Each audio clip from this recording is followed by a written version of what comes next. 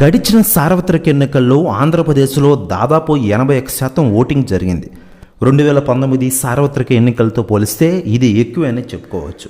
గత ఎన్నికల్లో 79.8% పోలింగ్ నమోదైంది. పోలింగ్ సరళిని బట్టి ఏ పార్టీ అధికారంలోకి వస్తుందో చెప్పలేని పరిస్థితి నెలకొని ఉంది ప్రస్తుతం. ఓటర్ల తీర్పు ఎలా ఉండబోతుందో అని నేతలు సైతం ఆందోళనకు గురవుతున్న విషయం తెలిసిందే. ఇక గత ఎన్నికల్లో పోటీ చేసి 2 చోట్ల ఓడిపోయిన పవన్ కళ్యాణ్ ఈసారి పిఠాపురం నుంచి బరిలోకి దిగారు. ఈసారి ఎలాగైనా గెలిచి చట్టసభల్లో అడుగు పెట్టడానికి పవన్ కళ్యాణ్ గారు చేయని ప్రయత్నం లేదు.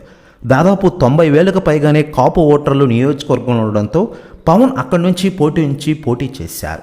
పవన్ కళ్యాణ్ కోసం తెలుగు ఇండస్ట్రీ మొత్తం కూడా కదిలి వచ్చి ఆయన కోసం ప్రచారం చేయడం జరిగింది. తెలుగుదేశం శ్రేణులు కూడా సహకరించడంతో పవన్ గెలుపు ఈజీగా అని అంతా భావిస్తున్నారు. పోలింగ్ సరళిని చూసిన తర్వాత పవన్ కళ్యాణ్ గారికి మెజారిటీ ఎంత అనే దానిపై చర్చ కొనసాగుతోంది.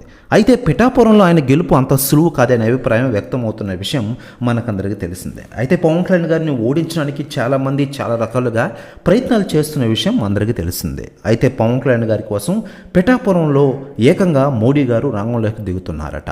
ప్రెస్ న్యూస్ కూడా తెగ వైరల్ అవుతోంది ఆంధ్ర రాజకీయాల్లో. కాకపోతే పోలింగ్ తర్వాత 2 రోజులు లక్ష మెజారిటీ అన్న జనసేన టీడీపీ నేతలు ఇప్పుడు 10,000 నుంచి 20,000 వరకు మెజారిటీ వస్తుందని చెప్పడం సంచలనంగా మారిందని చెప్పుకోవచ్చు.